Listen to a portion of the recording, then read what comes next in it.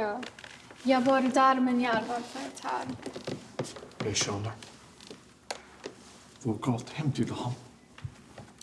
Han oppdrog mig. Men vi kom ikke overens. Oppdra deg? Ja. Foreldrene mine døde da jeg var veldig liten. Jeg kan knapt huske det. Uff. For et liv.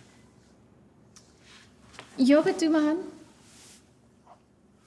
What a great short What film. is I storm? love the concept here, this idea of two strangers connecting over somebody that they knew in very, very different capacities. It was so interesting to listen to them talk and discover new things about this man that surprised them both. I love that the piece was done in black and white. I thought it was very fitting to the tone and the mood of the film. And I thought this was just a profound emotional piece that was very well done. It's really interesting. I like that it was just a story of these two people coming together to bond over someone that they lost but knew in different ways, and kind of connecting their halves of the story to, get a better image of this man. I think it was kind of eerie. I think whenever you're dealing with the dead, it can be kind of eerie, but at the same time, and also the black and white filming led to that as well. But at the same time, it was very welcoming having these two people unite. I also think cinematography-wise, it really gave off... It reminded me a lot of The Lighthouse with Robert Pattinson and William Dafoe. Just the look and this feel to it. But it was overall just really nice to watch. I enjoyed it. This had a really interesting storyline.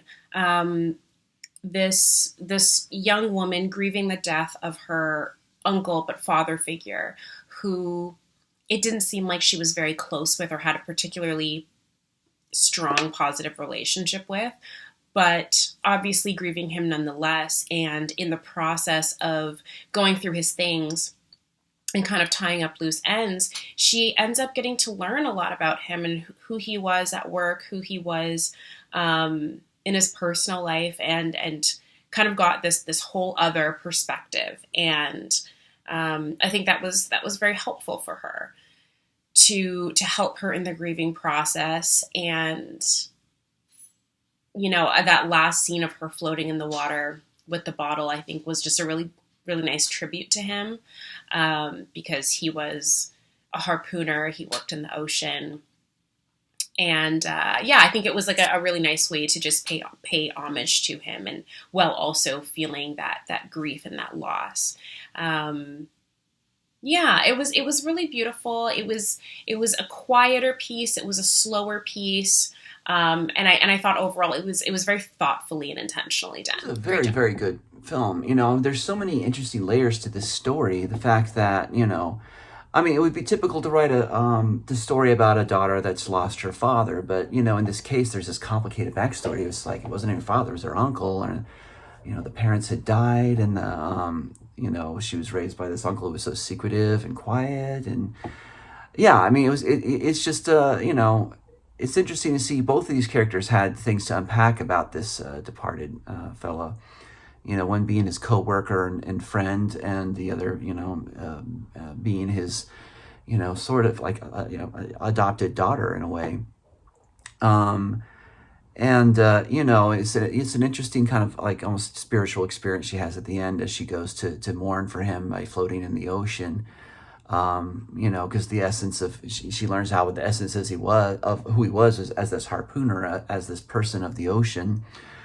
It was really beautiful, very beautiful. And I love the black and white cinematography. It was gorgeous. It was a really nice choice. It kind of gave just the stark look of this world really befit the hearts of the characters here as they're, in this grieving time. So it was really beautiful. Both actors were just absolutely wonderful. They both did a great job. They both seemed so real. They both seemed so experienced. They both seemed, they had such history to them, And they were very believable in their stations as who they were. He really looked like, this guy that was working for this company, and she really looked like she was in this state of grieving, where it was complicated grief. She didn't know how to grieve. We could really sense her struggle there. Wonderful music, use of score, great editing, nice, really wonderful script, wonderful dialogue, just so layered and so rich. Great directing, really good movie. And this hopefully would be helpful to some people who are having to deal with complicated cases of grief right now. So great work here, and I hope it does well for you. I was impressed by how skillfully the film exposed grief, and I felt it did so in a way that was both seemed simple and was also artful. At the start of the conversation, the characters seemed quite cavalier and were even joking around, but by the end of the film, we saw the depth of their sadness and grief. I think that the film also brought up truths of what we experience going through the grieving process, and the way in which we realize going through someone's personal artifacts and conversing with people who knew them in a different context, that we can never really know an individual 100%. And also, it's not uncommon for us to feel as if we haven't had the chance to communicate everything we wanted to, or as if the relationship wasn't everything we wanted it to be, and yet we still love and miss this individual. I thought this was an interesting piece. I just enjoyed the really subdued nature of it. Just very calm, but kind of eerie in a way. It definitely has you leaning in. I thought the way a lot of the shots were framed was just really interesting. It had this sort of kind of art house kind of vibe to it. Overall, really interesting one, worth checking out. Cinematography.